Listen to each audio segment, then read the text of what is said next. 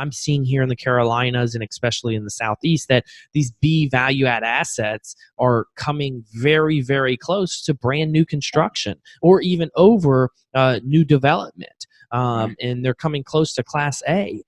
So what's your thoughts on that? And then what's your thoughts on building brand new? Well, I've in our market here in Idaho, a lot of people laugh about Boise, Idaho until they start Googling it. Over the last 12 months or 24 months, we've been in every major publication from the Wall Street Journal to Forbes, Realtor.com.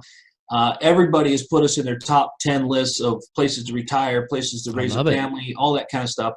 But up until then, we were a bit of a rural community, and so we don't have a lot of Class Bs and Cs that are being rehabilitated. But we also didn't have a lot being built. So now we've got stuff being built.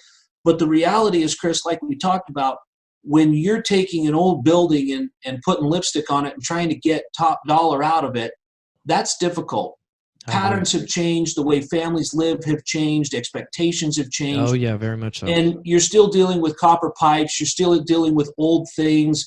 At the end of the day, your maintenance expenses are still high. When I can put you into a position that new will get you better rents, we all know that new always costs more, whether you're buying or renting, but new will get you better rents. It will get you the amenity package that the clientele's looking for in this day and age. And you're right, it's not that far off from where you're going to find your Class Bs and your Class Cs that are being rehabbed. And to be honest, a lot of the Class Bs that are back in the market right now were rehabbed in 08 and 09. Correct. And that owner is flipping it again. And so a lot of the value add has been taken out. I agree. So we found that we can come in and we can build you something that is going to perform well. It's going to leave you money to be made. We can also partner with you on that, but we can leave you money to be made on the top side that is going to be similar to what you would be able to extract from a value add. The only difference that you see in that is banks like value add better than they like new development, because in a value add, you already have an income stream. Correct. It's already cash flowing. Yeah, so they're going to give you 85% loan to value. You're going to bring some additional CapEx. They're going to finance some additional CapEx. At the end of the day, you're not in it as deep as you are in a new development.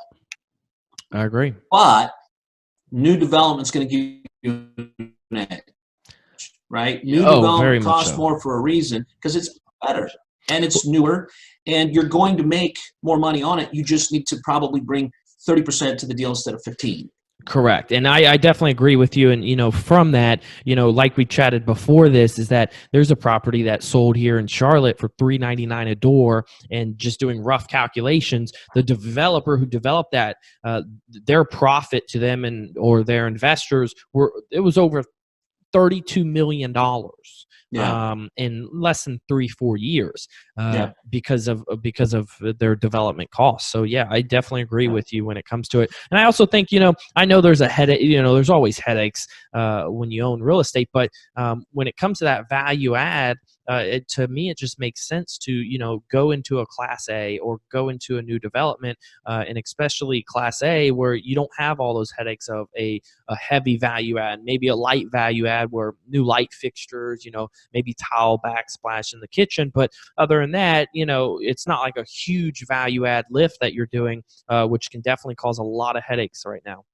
Well, Chris, the other thing too that you're seeing in most markets, when you're seeing the new construction, you're seeing it go into the newer or the better area of town. That's right.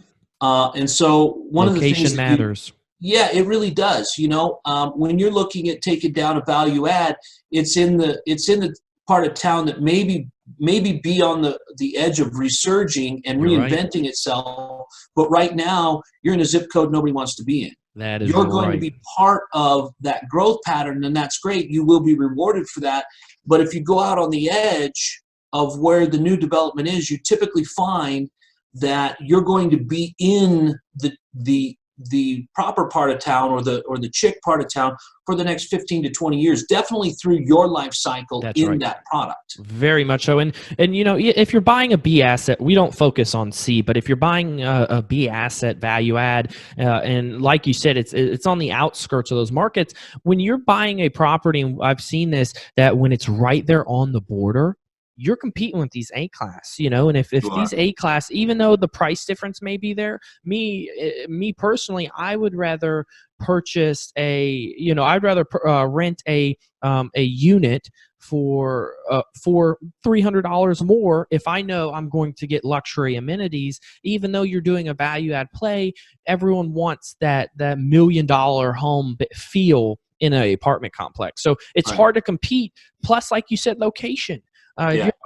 Location matters when it comes to real estate. If you're developing a new development and the location's phenomenal, some people may need a car, some may not, because you can walk to everything. But that's one thing I've realized, is that especially here in Charlotte, with these new developments that are going on, if you're hungry, you can walk right outside and go, to a restaurant, compared to if you're on the outskirts, you're going to have to hop in your car, get the family ready, which takes 30 minutes to an hour. I have a newborn, so trust me, I know now.